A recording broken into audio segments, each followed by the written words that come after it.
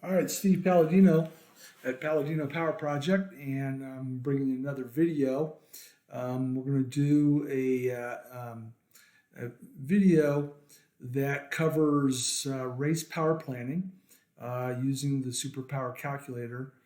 Um, and this one here is going to be sort of a basic use of one of the most powerful, no pun intended, one of the most powerful functions in the superpower calculator. Um, and I have used it and demonstrated it before, but I've done some more advanced uses of it, and I realized as I was looking through the videos that I hadn't done one that just shows you the nuts and bolts, the basic use of this particular function. So here we go.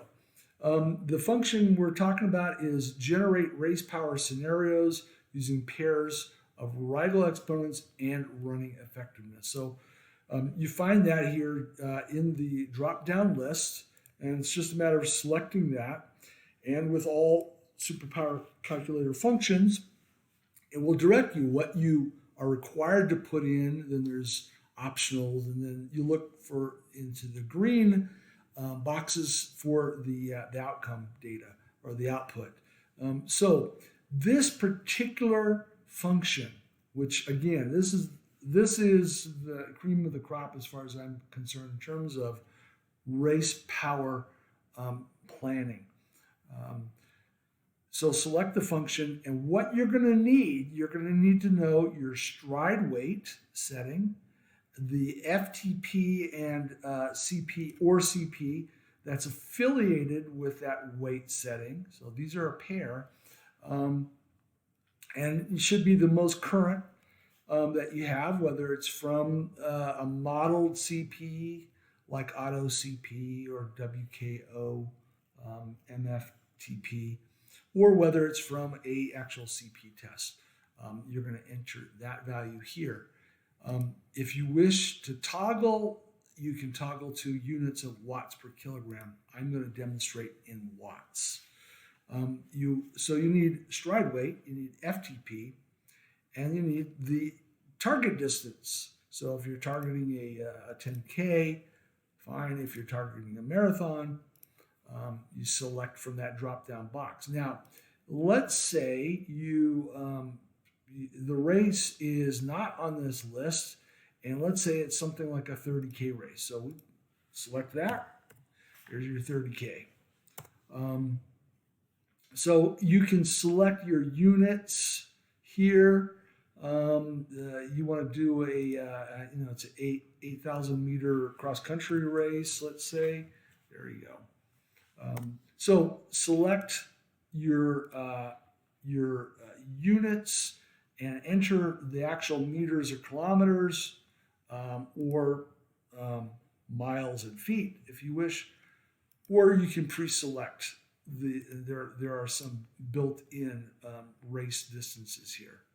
So you need stride weight, you need FTP, CP, you need the target distance, and then you're going to need an estimate for your Riegel exponent and an estimate for your running effectiveness, the running effectiveness that you expect to be running at in the race. And we'll talk about that a little bit more. There is help. There is a function called lookup Riegel exponent,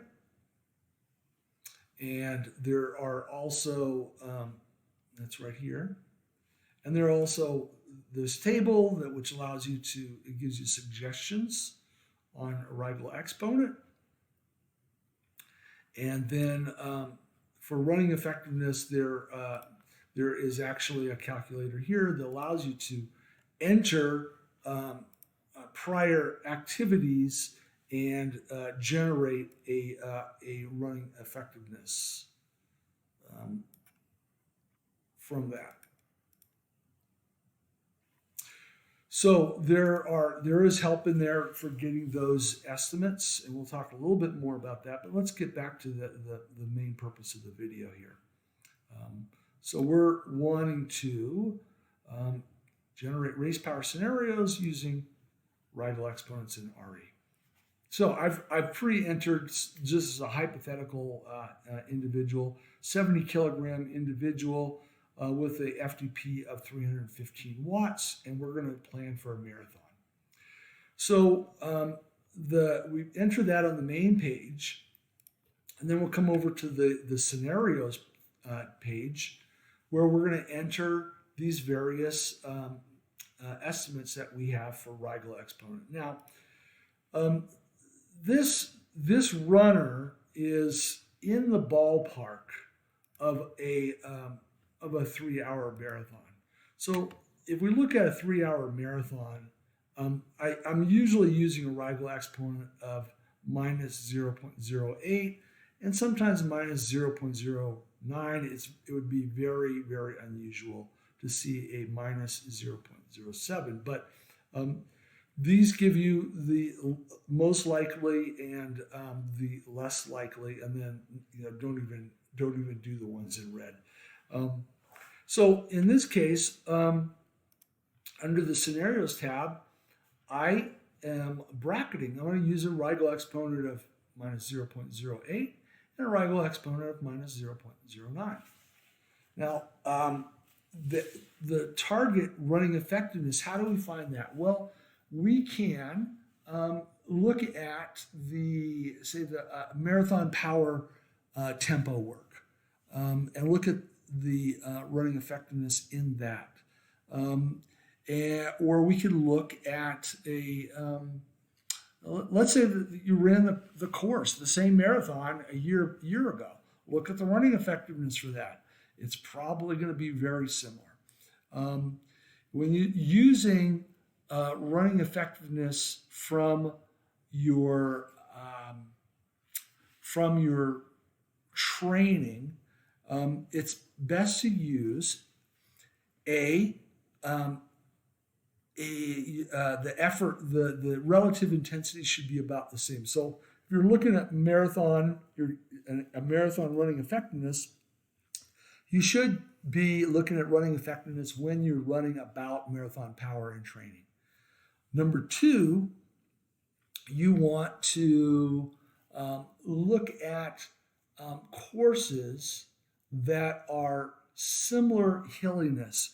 So doing a marathon power tempo in training over very rolling terrain, and you're going to Berlin and running a flat marathon, that training running effectiveness is going to be lower than what you're going to run at Berlin because it's flatter, and running effectiveness is sensitive to hilliness. So you should, if you're selecting from training, you want to have same relative intensity or close to it. You want to have same relative hilliness or close to it. So running a route that's similar to what you're going to be running in the marathon.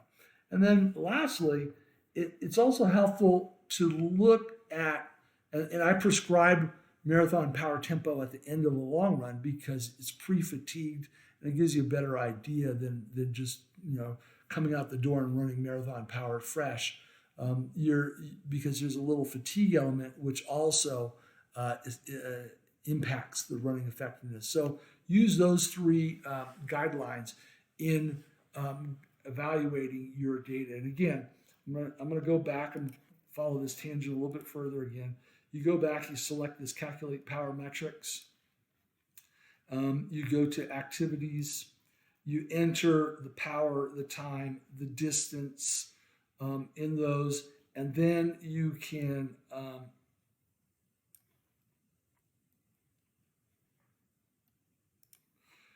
get a running effectiveness reported. So you can look at various segments from multiple training, and you can just sort of look, what's my running effectiveness on those various segments of training. You can also do it for a race. Let's say you had a race, a half marathon, which is pretty close to marathon. Your running effectiveness might be maybe in a half marathon might be a 0.01 higher than in a marathon. But you could use that and find out what the running effectiveness was for that. And then you get an idea. And again, the more you do this, the more honed in you get in terms of estimating your running effectiveness. And it allows you to put in more precise numbers. And again, like I said, if you ran the race the year before, that's like gold. You can use that running effectiveness, and you'll probably be pretty close, unless for some reason your running effectiveness has changed dramatically over the past year, and it could. So I talked about bracketing Riegel exponents. This minus 0.08, Riegel exponent is a fatigue factor, so this would be, okay, I'm relatively well trained. This one here, maybe I missed a few long runs and my fatigue resistance is not as good, so I'm going to bracket this one. You could do the same with running effectiveness. So let's say you in training, you found that you're typically around 0.97, but you never really did a marathon power tempo at the end of your long run, and this is just from a fresher one. So maybe you want to, hey, maybe my running effectiveness might be a little lower just simply because I'm running a whole marathon instead of just a fresh marathon power tempo, and maybe it's a little lower. Or maybe your the course may be a little hillier than your usual route. You want to lower it. So this allows you to bracket. Now, when you're not really familiar, experience with looking at your Riegel or your running effectiveness for various races, you might have several of them. You might bracket 3 of them, 0.96, 0.97, and 0.98, let's say, for just hypothetical reasons. You could bracket several of them. But what you're going to find is that over time, you're going to refine this down to where you could probably bracket 2 of them. And I have runners that I work with that I just bracket. There's no bracketing. There's just one. So back to what I was introducing is you're going to enter your stride weight, your FTP or CP, your target distance, and your estimate for your Riegel exponent, estimate for your running effectiveness. Then it will produce an estimated target power, and it will even give you your estimated time. Assuming that you are running that particular running effectiveness and that particular power, that will be your time. So for this example, we can see that after we enter all these variables, that we're looking at a target range between 280 and 285 watts for this runner. And if we go, okay, this runner has really been having great training. Their fatigue resistance, they've got a bunch of 22 milers or 35K runs in, and we're more confident in this minus 0.08 than this one. This is the hedge. This is the more conservative. But we're going to say, okay, probably around 284 watts, maybe 285 watts on a good day. And we could also see that if they're running, with a little lower running effectiveness, they're going to be, right just above that 3-hour mark.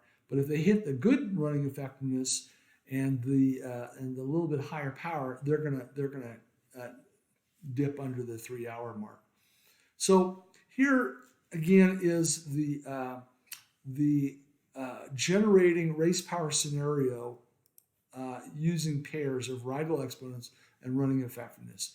You need to know 5 different things: weight, CP, or FTP, your target distance, and the Riegel exponent and running effectiveness. And with that, you can get a pretty refined race power target, and even give yourself a conservative and more maybe more aggressive estimates, but you want to have something that's realistic. So hopefully this helps. There are other examples of using this particular function, but I used other more advanced examples, and I wanted to put in a more basic example here. So there you have it. I hope it helps, and I'll see you next time. Thank you for watching.